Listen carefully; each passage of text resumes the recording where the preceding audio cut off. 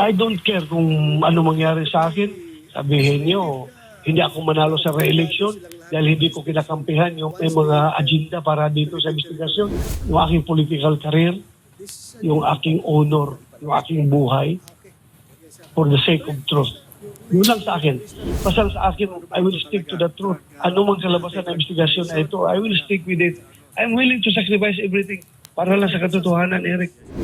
May objective here is to get the truth. Whether maligaya sila o hindi, wala po kong pakialam. Ang akin dito, kung ano mang kalabasan ng katotohanan, hindi po ako andito para to satisfy the lust for blood o kung sino mang gustong tao dyan na gustong may i-persecute dito.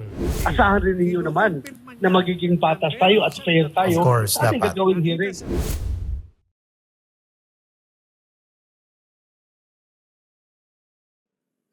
Hindi lamang political career kundi maging buhay ang handang isakripisyo ni Senator Ronald Bato de la Rosa sa ngalan ng katotohanan. Iyan ang binitawang salita ng senador sa isang panayam kaugnay sa controversial na pre-operation report ng Philippine Drug Enforcement Agency o PDEA na nag-uugnay kay PBBM sa iligal na droga. I'm willing to stake my career, yung aking political career, yung aking honor, yung aking buhay for the sake of truth. Yun lang sa akin. I don't care kung ano mangyari sa akin. Sabihin nyo, hindi ako manalo sa re-election dahil hindi ko kinakampihan yung may mga agenda para dito sa investigasyon. Oh, I don't care, Eric. Basta sa akin, I will stick to the truth. Ano mang kalabasan ng investigasyon na ito, I will stick with it. I'm willing to sacrifice everything para lang sa katotohanan, Eric. Nitong Martes nga ay nagsagawa ng pagdinig ang Senate Committee on Dangerous Drugs sa kontrobersyal na PDEA leaks at sa 1.2 toneladang iligal na droga na nasabat sa Batangas. Bagaman may ilang nadismaya sa resulta ng pagdinig, patuloy na naninindigan si Bato sa patas na pagdinig upang makamit ang katotohanan. Binigyan diin ng senador na kailanman ay hindi siya mababayaran dahil hindi niya ipagpapalit ang kanyang dangal sa pera.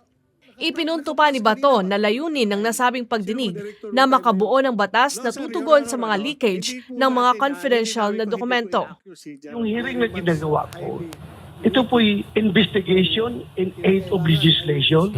Hindi po ito investigation in aid of persecution. Wala po tayong objective dito na i-persecute kung sino man mga tao na suspect na gumagamit ng droga. The objective of my hearing is not to make them happy.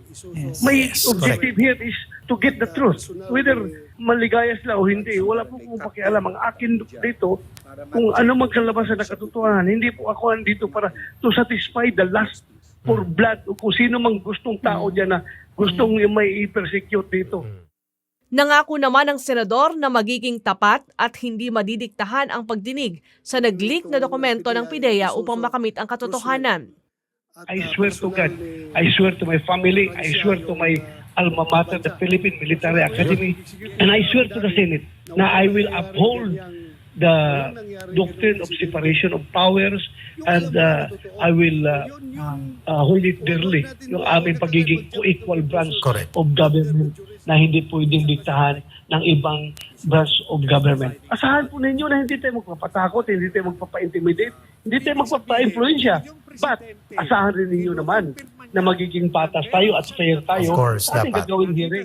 Asahan naman na magkakaroon pa ng kasunod na pagdinig hanggat di pa natutukoy kung sino ang nag-leak sa mga nasabing confidential documents.